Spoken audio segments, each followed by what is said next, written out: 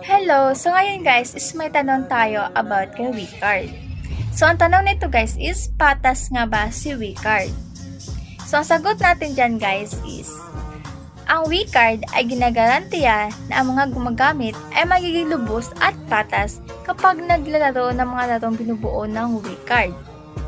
Maaari kang maglaro ng color game kasama yung mga kaibigan ng sabay-sabay at ang mga resulta yung dalawa ay magpareho. Walang pagkakataon na magkakaiba ang resulta ng isang tao. Nais ng Wicard na ang lahat ay mag-enjoy sa laro. Kaya hanggat gumagamit ka ng opisyal na laro ng sabay-sabay, ang mga resulta ay magiging pareho. Kaya inanyahan ng lahat na maranasan ang patas na laro sa Wicard.